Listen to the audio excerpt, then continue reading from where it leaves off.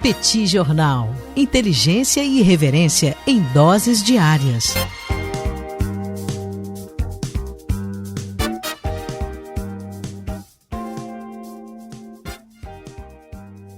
Olá, gente. Bem-vindos, bem-vindas ao Petit Jornal.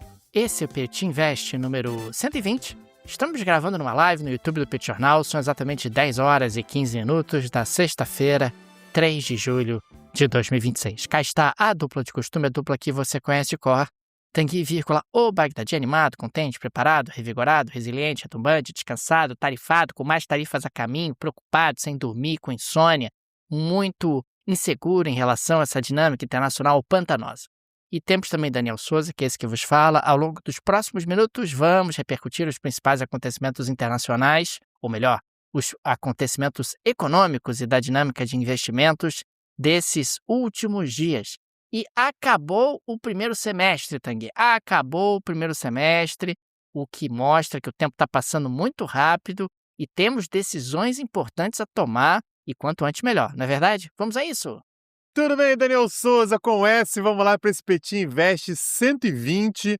Daniel, a primeira coisa que eu queria te perguntar aqui para todos os nossos ouvintes saberem é: você está bem depois de um Portugal e Croácia decidido, sabe-se lá como no dia de ontem? Você poderia só tranquilizar as pessoas, dizer que você está bem, que você não é uma máquina, que você está vivo?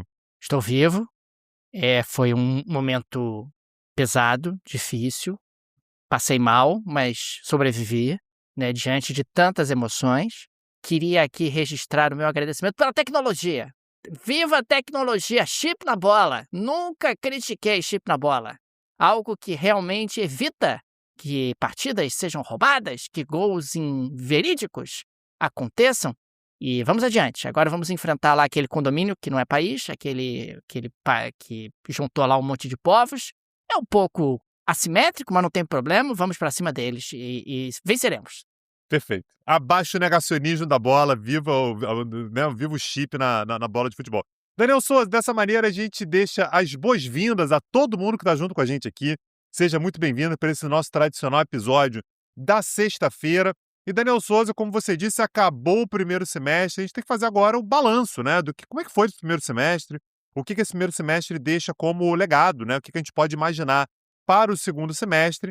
E, naturalmente, Daniel, quando a gente pensa nas nossas finanças pessoais, é muito importante a gente ter alguém que tenha olhado para o que passou para conseguir imaginar o que vem pela frente, quais são os prognósticos. E a nossa recomendação é a Super Rio Claro Investimentos. São nossos parceiros aqui no Petit Jornal. Eu mesmo sou cliente da Rio Claro, aliás, um cliente muito satisfeito, né? Dá para ver assim, o esforço que eles fazem para estar antenados em tudo que está acontecendo no Brasil, no exterior, no mercado americano, no mercado europeu, oportunidades de investimento, sempre com muita responsabilidade e, aliás, sempre ouvindo muito o cliente, né? Assim, eu dou a diretriz, Daniel, do que eu espero, quais são os meus planos e tudo, e eles seguem à risca aquilo que eu pedi, aquilo que eu estabeleci como diretriz, sempre, óbvio, né? Com todo o conhecimento que eles têm para fazer uma gestão completa de carteira, finanças, enfim. O link está na descrição desse episódio. Não deixa de falar com a Rio Claro Investimentos. O você do futuro vai agradecer por ter falado com a Rio Claro Investimentos. Daniel Souza, quando você olha para os últimos 6 meses, né? Hoje é dia 3 de julho. Quando você olha para os primeiros 6 meses do ano, o que você vê? Né? Se você tivesse que fazer um resumo aí, né? A marca desse primeiro semestre, o que você traria para a gente? Olha, Tanguy, nós tivemos 2 marcas que me parecem absolutamente incontornáveis. Aliás, 3 marcas. A primeira foi a guerra no Oriente Médio, com o fechamento do Estreito de Hormuz, o impacto sobre o preço do petróleo e sobre a inflação que isso causou. O mundo se tornou outro nesse ano de 2026. A perspectiva para a economia mundial mudou completamente diante desse fechamento. Algo que ainda não está completamente resolvido, embora tenha sido amenizado, tenha sido atenuado num passado recente. Tivemos também a mudança no comando do Fed, o Federal Reserve, Banco Central dos Estados Unidos, que, apesar dos pesares, continua estabelecendo ali as diretrizes de política monetária da principal economia do planeta. O Kevin Warsh entrou ali, né, com uma expectativa de, quem sabe, talvez, mudar a política monetária, algo que não aconteceu e não tem nenhuma perspectiva que aconteça. E um terceiro, que é os Estados Unidos voltando à carga com tarifas, né, tarifas americanas reaparecendo. Nós tivemos essa característica muito forte no ano de 2025 E agora, em 2026, nós tivemos novos tensionamentos comerciais em relação aos europeus, em relação ao próprio Brasil, o que também coloca a economia mundial numa nova perspectiva. Então, acho que esses são os 3 grandes marcos. O fechamento do Estreito de Hormuz, com todas as consequências que trouxe, mudança no Fed e também a volta da pressão tarifária imposta pelos Estados Unidos a diferentes parceiros. Eu queria levantar algumas ideias aqui, Daniel. Eu queria que você me dissesse o que você acha delas, né? A primeira delas é que as tarifas têm uma carinha de 2025 mesmo, né? Assim, eu acho que todo mundo meio que já colocou isso na conta. Ah, cara, eu não quero que tenha tarifa, mas se tiver tarifa também, eu vou buscar alternativas. Aí tá lá, Mercosul e União Europeia fechando acordo, o Mercosul pensando em fechar acordo eventualmente com o Japão. A gente falou sobre isso aqui. A União Europeia fechando acordo com Deus e o mundo. Tá todo mundo meio que se movimentando para tentar contornar essas tarifas dos Estados Unidos. O impacto ainda pode vir, pode ser grande e tudo, mas eu tenho a impressão, Daniel, que o impacto ele já foi de uma certa maneira absorvido, né, a duras penas, é verdade, no ano passado. E que talvez o que fique para esse segundo semestre agora é o que vai acontecer com a energia, porque essa reabertura do Estreito de Hormuz ela não passa muita confiança, né? Por quanto tempo? Quais são exatamente os termos? Então fala-se agora em negociações de 60 dias, né? Está aí, tem cerca de uma semana, 10 dias, desde que esses 60 dias começaram a contar. E eu não sei você, assim, eu não tenho muitas expectativas que daqui a 50 dias a gente fale, gente, o acordo definitivo foi fechado, a gente já sabe o que vai acontecer com Hormuz. Me parece que Hormuz era uma região absolutamente tranquila em termos de navegação, né? A região não é tranquila, mas a navegação por Hormuz ela era livre e me parece que isso vai começar a ser cada vez mais intermitente, né? Me parece que nesse segundo semestre agora, esse vai ser um assunto, talvez em termos de impacto, até maior do que as tarifas que o pessoal já está começando a sair na urina, né? Assim, eu vou dar um jeito nisso aqui de uma forma ou de outra. Concordo 100%. Aliás, esse acaba sendo um elemento condicionante para muitos outros aspectos, como, por exemplo, a própria política monetária do Fed. Certamente, a política monetária do Fed teria sido diferente sem o fechamento do Estreito de Hormuz. Mas a partir do momento em que a inflação dos Estados Unidos sobe por causa da alta do preço dos combustíveis, o Fed fica meio sem alternativa. Não tem como reduzir a taxa de juros dentro de um ambiente como esse. Nós tivemos também o Banco Central Europeu anunciando ali uma nova fase no que diz respeito à sua política monetária, que é algo também reflexo de um ambiente inflacionário um pouco mais alto. A gente está falando de uma economia mundial mais desafiadora dentro desse novo contexto, e isso tem tudo a ver com mudanças que ocorreram nesse primeiro semestre de 2026. Se nós fizéssemos aqui uma análise no início do semestre, ela seria completamente diferente. Mas fatos novos surgiram e, consequentemente, as perspectivas acabam sendo modificadas.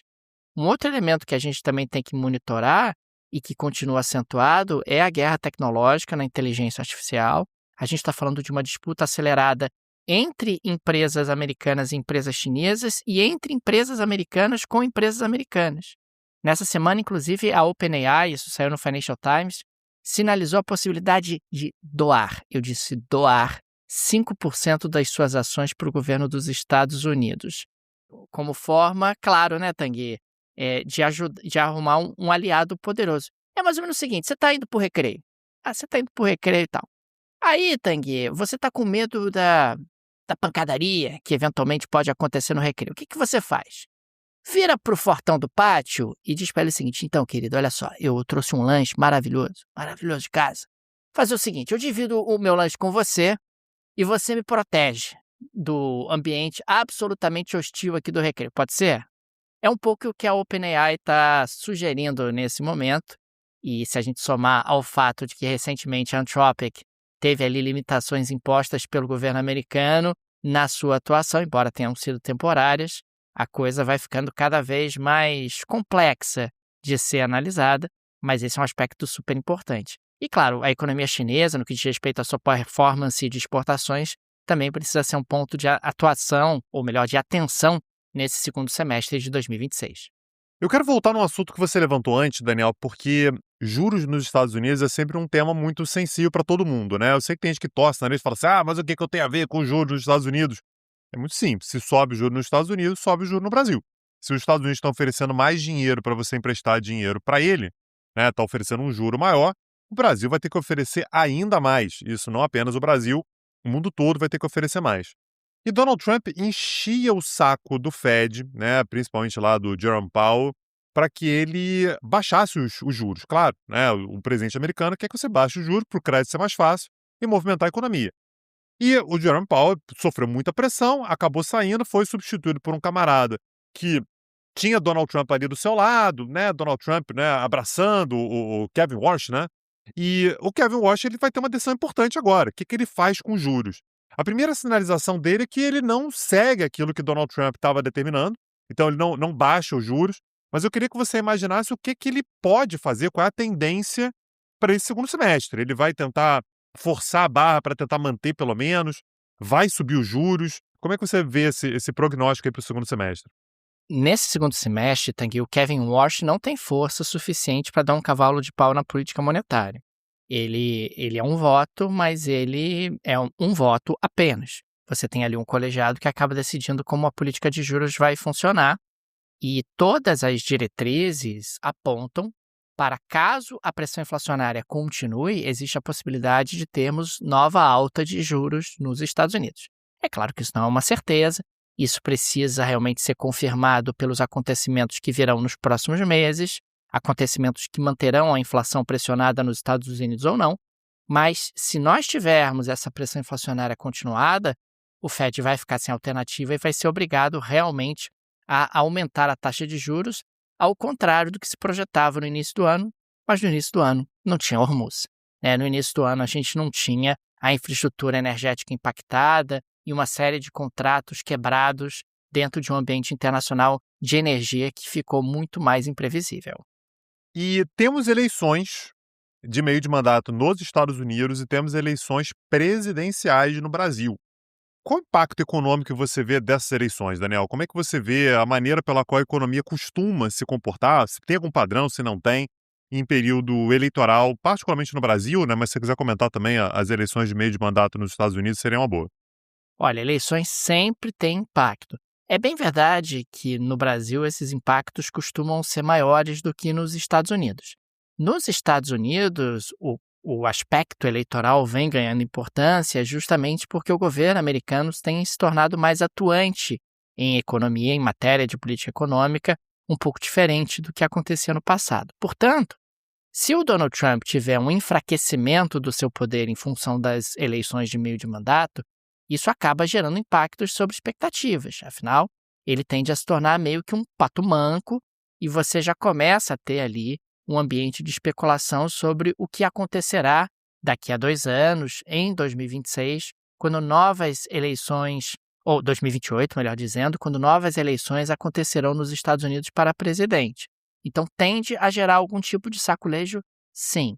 No Brasil, a gente já está tendo uma certa movimentação e uma certa precificação de uma vitória do presidente Lula, que pode se confirmar ou não. Mas os indicadores hoje, inclusive os indicadores de mercado, as apostas majoritárias são de que ele será reeleito. Isso pode se confirmar ou não. E nos Estados Unidos, os indicadores majoritários indicam que o Partido Republicano será derrotado. Isso pode se confirmar ou não. A tendência sempre do mercado é antecipar movimentos. Então, quadros eleitorais impactam, mas eles vão impactando já antes do fato, uma vez que as pessoas antecipam o fato através de expectativas que podem se confirmar ou não, e se elas não se confirmarem, ajustes vão acontecer e alguns movimentos acabam ocorrendo para se adaptar à nova realidade que o quadro eleitoral impôs. Perfeito. A gente vai acompanhar, né, Daniel, ao longo do semestre. A gente vai acompanhar tanto no bate-papo quanto aqui no Petit Invest.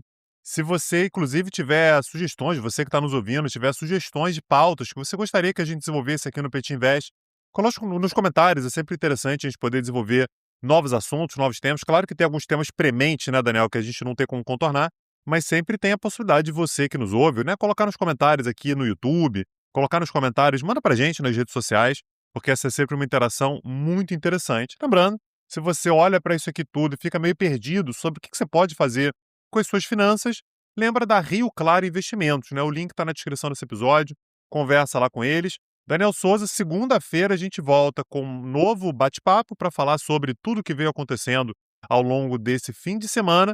Nos vemos, um abraço, até a próxima. Valeu! Tchau, tchau! Petit Jornal. Inteligência e irreverência em doses diárias. Acesse www.petitjornal.com.br.